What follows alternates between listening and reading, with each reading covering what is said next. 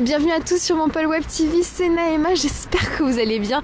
Un nouvel événement à Montpellier, le Montpellier Gospel Festival, un festival underground à ne pas manquer ici dans la ville. Le gospel, c'est l'âme de Montpellier, en tout cas ça va durer jusqu'au 21 décembre. On est parti dès maintenant sur les traces de ce festival.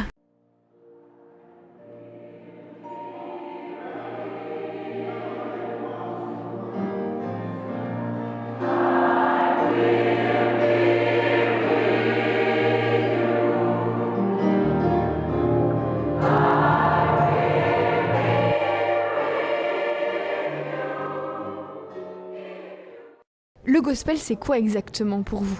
Une définition brève. Mais tout le monde sait que gospel, c'est un mot qui vient un peu de l'évangile, qui veut dire évangile, quoi, la bonne nouvelle. Mais c'est une façon d'exprimer son quotidien. La façon de voir la vie, la façon de la vivre et l'espoir, surtout le chant d'espoir. Ce n'est pas une histoire de blanc, ce n'est pas une histoire de noir, c'est tous ceux qui ont quelque chose, comment ils expriment le vécu, l'espérance, la vie de tous les jours et l'adoration et voilà. Contrairement au Negro Spirituals, peut-être quand c'est pas le mot, mais Negro Spirituals, c'est une chanson qui était basée, c'était des chants d'esclaves, qui parlait uniquement de la souffrance qu'ils vivaient pendant l'esclavage, tout cela. Mais après, donc là, on est passé du gospel qui veut évangile, donc c'est des problèmes que tout le monde rencontre, que tu sois blanc ou noir, on a parfois les mêmes problèmes. Et c'est des moments de partage, de chanter, de louange, l'espoir, la vie, et aussi de temps en temps la souffrance, c'est cracher ce qui vient de son corps et de son cœur, de préférence, voilà. Montpellier, c'est une ville de gospel? La deuxième en France, après Paris, c'est Montpellier. Montpellier est arrivé comme ça, il y a beaucoup de chorales. Hein. Je pense que mon ami Emmanuel Diop en est pour quelque chose parce qu'on s'est rencontrés dans une chorale protestante à Montpellier, c'était en 2010. Et curieusement, on était sortis du Cameroun, moi je suis du Cameroun et il est du Cameroun aussi. Donc on a eu plusieurs personnes qui chantaient du gospel qui sont venues s'ajouter à Montpellier et on n'est plus jamais partis. On a créé tous des chorales et donc imagine, donc, après les élèves aussi, on crée leur groupe, donc voilà, c'est ça. Tu vois l'histoire du gospel à Montpellier.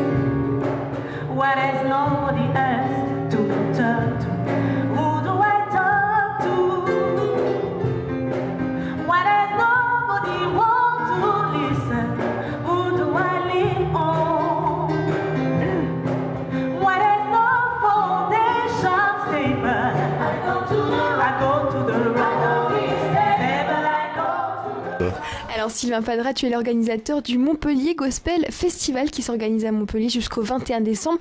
Alors comment a commencé cette histoire du Montpellier Gospel Festival ? D'où ça a démarré ? Alors ça a démarré à Montpellier, c'est déjà bien. Mais en fait ça a démarré parce que je me suis dit qu'il n'y avait aucun événement qui rassemblait tous les acteurs de gospel de Montpellier. Et donc je me suis dit qu'il fallait que je fasse ça. Et il fallait qu'on soit tous à un moment ou à un autre ensemble pour montrer que la famille gospel de Montpellier est assez importante. Et elle est très importante. C'est un très beau festival parce qu'il est underground et puis parce que, comme je le disais tout à l'heure, on ne chante pas forcément dans les églises. Je n'ai rien contre les églises, mais il a démarré avec cet esprit de vouloir apporter le gospel aux gens dans des lieux incongrus. On n'a pas l'habitude d'entendre du gospel dans des bars, dans des pubs, tu vois, des trucs comme ça, quoi. Donc c'est.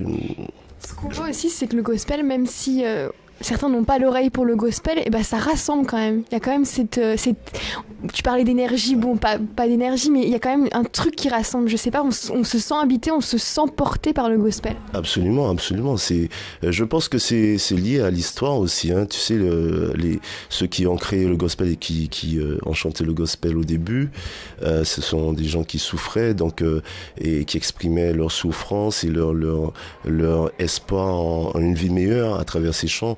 donc à travers leur façon de chanter, tu vois, et beaucoup d'émotions dans les chants gospel, qu'on comprenne les paroles ou non, ou qu'on soit d'accord avec ce qui se dit ou non, ou qu'on soit croyant ou non. Donc dans ce sens, je pense que le gospel parle beaucoup aux gens. Après, il y a aussi gospel et negro spiritual, tu vois, les gens confondent les deux, mais bon, tous ces genres musicaux, spirituels, afro-américains viennent du même endroit, quoi. Alors, un mois de concert et donc mardi prochain. Donc c'est ça, si je ne me trompe pas, le 11 décembre.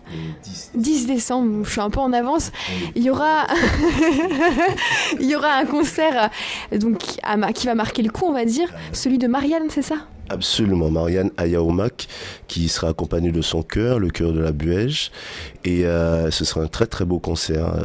Marianne, c'est une artiste incontournable à Montpellier, qui a côtoyé Emmanuel Pidjob, qui a été l'une de ses élèves, à l'instar de Johan Frégé. Hein. Et décidément, on parle beaucoup d'Emmanuel Pidjob. C'est pas pour rien qu'il est le parrain du Montpellier Gospel Festival, parce que c'est lui qui a fait en sorte que le gospel soit imprégné, soit à Montpellier, quoi, que Montpellier soit imprégné du gospel. Voilà. Toi, tu as travaillé souvent avec lui, avec Emmanuel. Oui, tout à fait. J'ai chanté pendant 7 ans et demi dans le fameux groupe The Black and White Gospel Singers. Et puis voilà, donc je le connais très bien. Et puis c'est mon grand frère. Et puis chapeau à cet homme qui est très, qui a beaucoup d'énergie et qui, voilà, depuis que je le connais, depuis que je travaille avec lui, il a fait un énorme travail pour le gospel francophone, quoi.